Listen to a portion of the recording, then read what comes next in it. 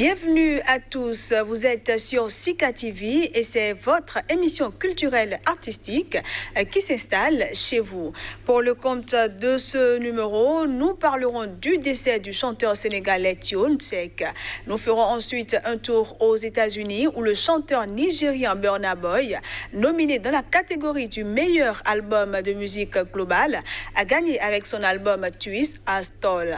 Voilà pour le sommaire, on se dit à tout de suite pour le développement.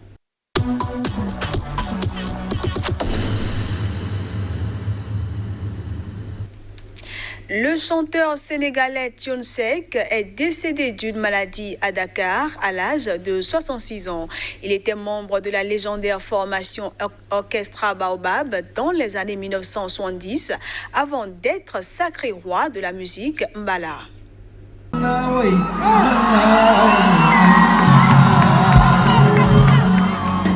La musique sénégalaise vient de perdre une légende. Ancien chanteur du légendaire orchestre Baobab et fondateur du groupe Ramdan, Thione Seck était l'un des plus célèbres musiciens du pays avec Youssou N'Dour, Omar Pène, Ismaël Lô ou encore son propre fils Wally Seck. Il est décédé d'une maladie au centre hospitalier de Fann à Dakar. Issu d'une famille de griots, Thione Balogo Seck, de son nom complet, avait débuté sa carrière à 17 ans avec le Star Band de Dakar et avait poursuivi avec le mythique orchestre Baobab, groupe culte sénégalais des années 70. Thione Seck était l'un des chanteurs du fameux style Mbala. Nous sommes tous consternés. Nous avons perdu un grand homme, un parolier, notre grand frère, a déclaré à des médias locaux, le plus célèbre d'entre eux, Youssou N'Dour, après avoir reconforté la famille du chanteur à l'hôpital de Dakar où il est décédé. Il ne fait pas dans la dentelle, il dit ce qu'il pense et puis c'est tout, a dit de lui son compère Omar Pène. Ismaël Lô a quant à lui salué l'intégrité, la sincérité, la générosité et la piété du musicien né en 1955 à Dakar. Ses plus grands succès comprennent notamment Allo Petit et Diaga ou encore Orientissime, sorti il y a une quinzaine d'années, sur lequel il effectuait une plongée dans les musiques orientales, indiennes et arabes, avec cordes, cuivre, oud, canon, sitar et tablas. L'album avait été enregistré tout au long de voyages à Madras, Paris, Londres et le Caire avec nombre de musiciens locaux. Thione Seck, élevé dans la tradition musulmane, et brouillait les pistes entre chants wolof, gamme indienne, mélopée arabe et le fameux mbala, toujours là en filigrane. Une foule de plusieurs centaines, voire plusieurs milliers de personnes, selon les images des médias locaux, a accompagné sa dépouille jusqu'au cimetière musulman de Yoff, une commune de la capitale où il a été inhumé.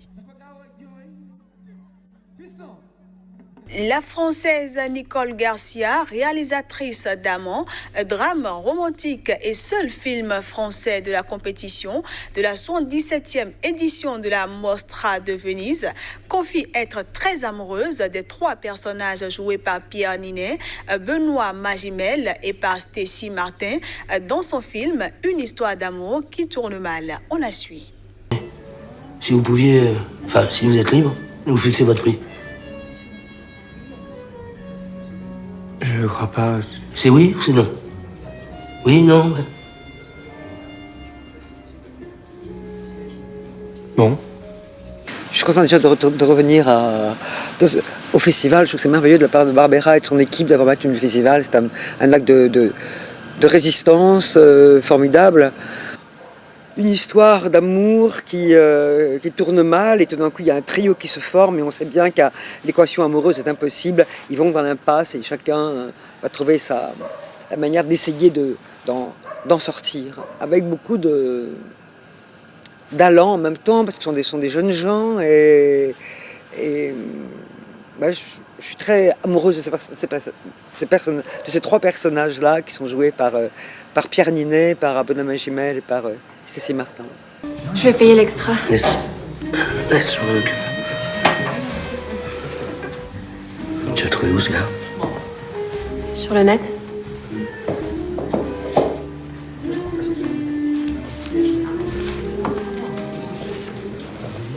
Moi, j'ai toujours raconté beaucoup.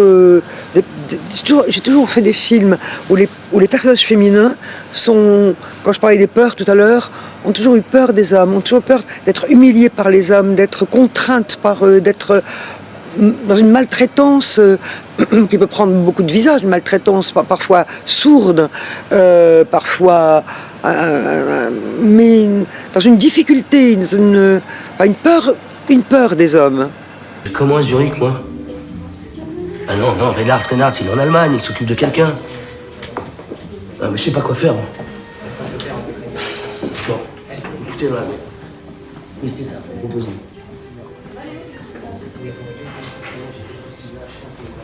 C'est Alain Resnais qui m'avait appris que quand on construit une histoire d'amour, une aventure, il ne faut pas choisir un acteur et un autre acteur, il faut choisir les deux acteurs ensemble. Voilà. Dans les grands couples mythiques, quoi. On se souvient de Bergman et d'Humphrey Bogart, on se souvient de gens qui voilà, il y a quelque chose qui les aimante. Donc il fallait que je trouve quelqu'un qui s'aimante avec Niné. La 60e cérémonie des Grammy Awards se déroule à Los Angeles. Traditionnellement présentée comme la plus grande nuit de la musique, la cérémonie de cette année est différente en raison de la pandémie de coronavirus. Nominée pour la deuxième année consécutive, la star nigériane de la musique Afrobeat, Burna Boy, a gagné avec son album Twist Astol. Il a été nominé dans la catégorie du meilleur album de musique globale.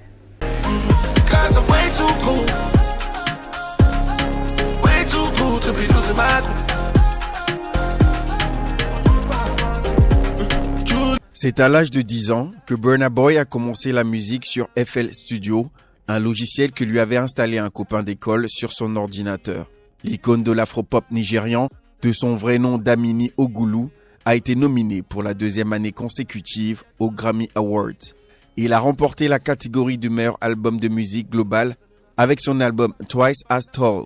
Burna Boy, 29 ans, a battu 4 autres personnes dont le groupe malien Tinariwen. Pour le jury des Grammys, l'album Twice as Tall est un cours magistral sur les vibrations et l'agitation qui ont fait de Burna Boy une force musicale internationale. L'album fait appel à un large éventail d'artistes internationaux tels que Stormzy, Youssou N'Dour, Naughty by Nature et Chris Martin de Coldplay, et a eu un Sean Combs comme producteur exécutif. Avec son album African Giant, Burna Boy a été nommé dans la même catégorie en 2019, alors connu sous le nom de meilleur album de musique du monde. Mais il a perdu face à Angélique Kidjo lors de la cérémonie de remise des prix en 2020. Sa défaite a déclenché les foudres de ses fans à travers le continent.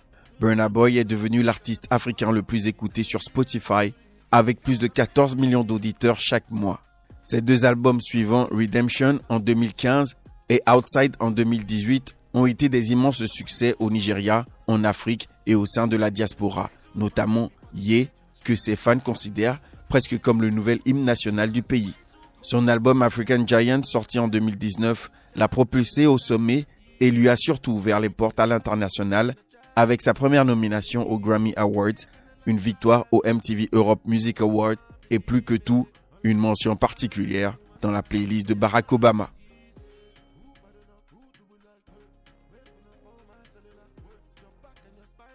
Et puis les Grammy Awards ont également récompensé la rappeuse Megan Thee Stallion, sacrée révélation de l'année. Elle a reçu le prestigieux Grammy de la révélation de l'année, la première artiste de rap à triompher dans cette catégorie depuis Lauryn Hill en 1999.